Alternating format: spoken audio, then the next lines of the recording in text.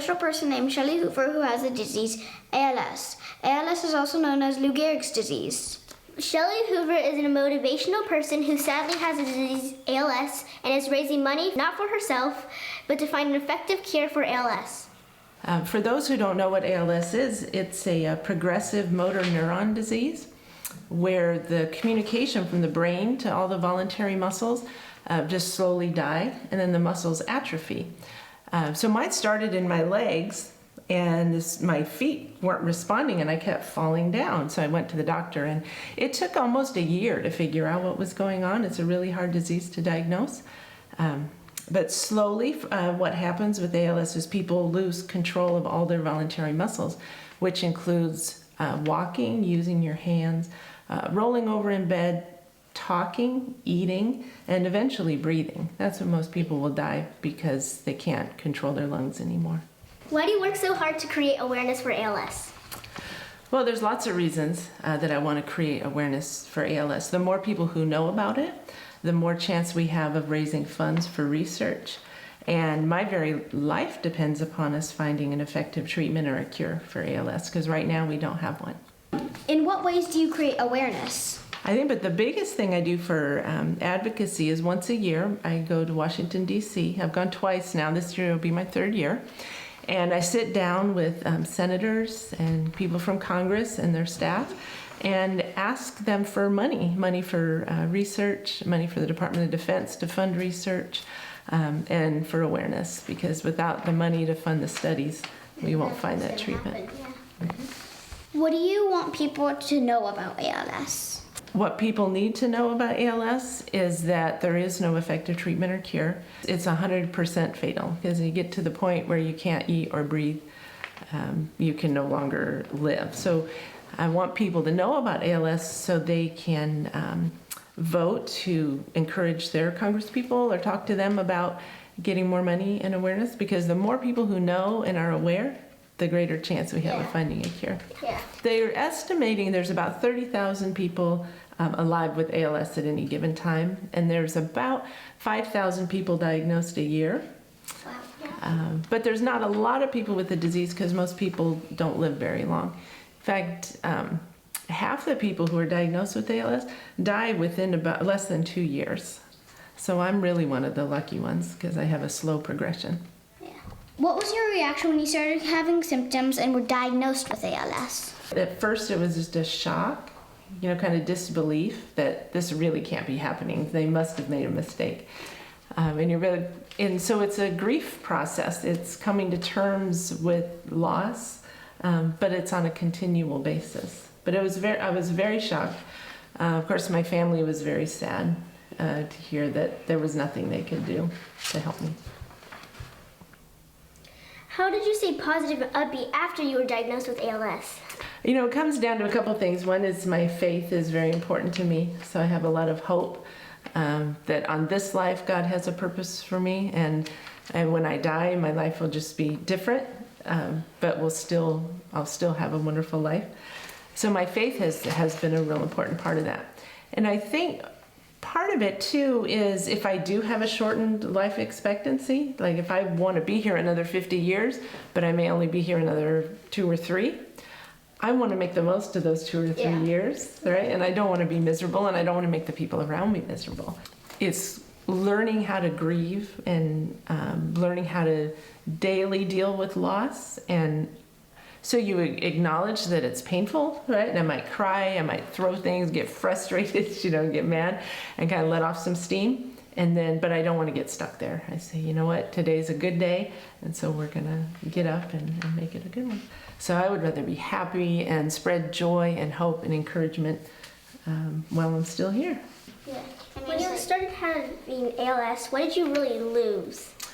For everything that I've lost in terms of mobility, I've gained 1,000 times in friendships, and really seeing how beautiful people really are, right? And how we can love and support each other as humans, where it gives me time to pause and really think about those things and how important they are. Just to slow down life. Right. And what really is important, right? It's our relationships with our family and our loved ones.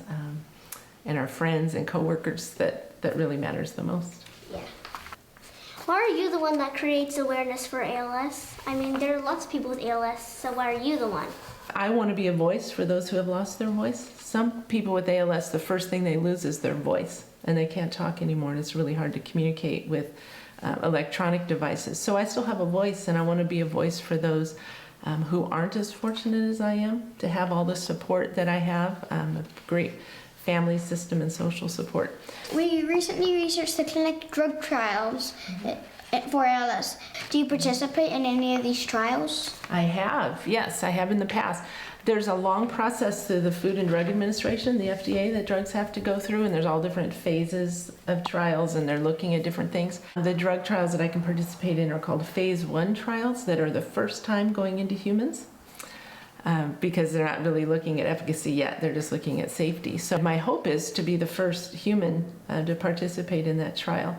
And even though it will take another 10 years probably for the FDA to approve the medication, if it does work, it's a way that I can help those who will come behind me by participating in those trials. Are there any drugs out there that are not available to ALS patients but they might work? Yes, that's a really good question, and a lot of my efforts in advocacy are reaching out to the FDA, the Food and Drug Administration, asking them to move a little more quickly. So there are drugs that are in phase 2 and phase 3 of the FDA approval process that show a lot of hope. There's a lot of work going on in stem cell trials. I know of a patient who was in a wheelchair like me, participated in a stem cell trial and was up chasing his dog in the yard, right? So there's lots of hope, but we can't access the medications to the general people with ALS until it's gone through the entire FDA process, which costs about $2.6 billion to get a treatment through the approval process. So it's very expensive and takes a very long time. What do you want people to do about ALS? I want people to find a cure. So we have to get really smart, intelligent young people like you excited about working in neurology and labs. We want people to continue to fight for a cure, continue to advocate for those who are without, to make sure they have the equipment that they need. Most people before the Ice Bucket Challenge a few years ago had never even heard of ALS. Right? And now we have a lot more money for funding, a lot more awareness. So the more people know about it, the better, because we'll be one step closer to a treatment.